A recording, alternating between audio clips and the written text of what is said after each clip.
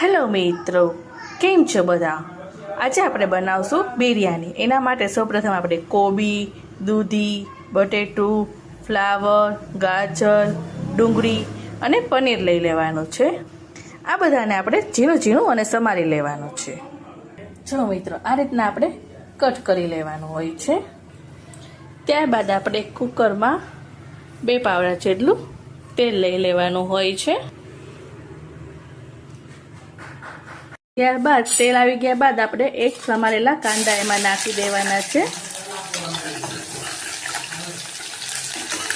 ને આ કાંદા ગોલ્ડન બ્રાઉન કલરના થાય ત્યાં સુધી આપણે એને સાતરી લેવાના છે. જો આ રીતના આપણે ગોલ્ડન બ્રાઉન કલર થવા દેવાનો છે. હવે આપણે એને કાઢી લેવાના છે. ત્યારબાદ આપણે પનીરને આ રીતના થોડું ફ્રાય કરી લેવાનું છે. જો તમે પનીર ન ખાતા હો તો તમે એને સ્કીપ પણ કરી શકો છો. તો અમે બિરયાનીમાં પનીર નાખીએ છીએ એટલે અમે પનીરને થોડું ફ્રાય કરી લઈએ છીએ. ત્યારબાદ એ જ તેલમાં આપણે અડધી ચમચી જેટલું જીરું નાખવાનું છે, એક તમાલપત્ર નાખવાનું છે અને એક સૂકું મરચું નાખી દઈએ અને સારી રીતના આપણે એને સાતરી લેવાનું છે. એ સતરાઈ ગયા બાદ આપણે જે શાકભાજી બધા સુધાર્યા હતા એ અંદર ઉમેરી દેવાના છે.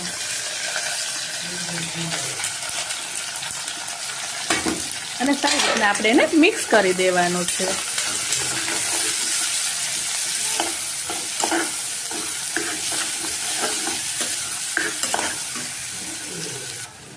ત્યારબાદ તેમાં આપણે સ્વાદ અનુસાર મીઠું,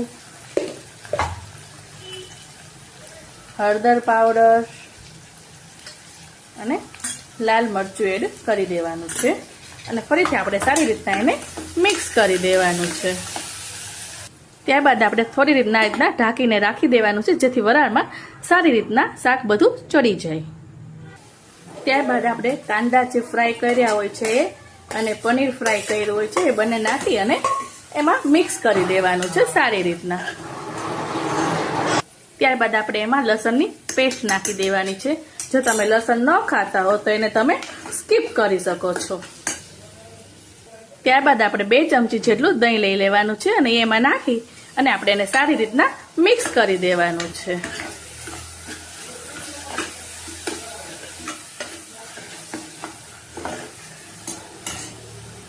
ત્યારબાદ મેં અહીંયા ભાત જે 1 કલાક પહેલા પલાળીને રાખ્યા હતા એ ભાતને એમાં સારી રીતના મિક્સ કરી દેવાના છે. જો આ રીતે આપણે મિક્સ કરી દઈશું એ ભાતને.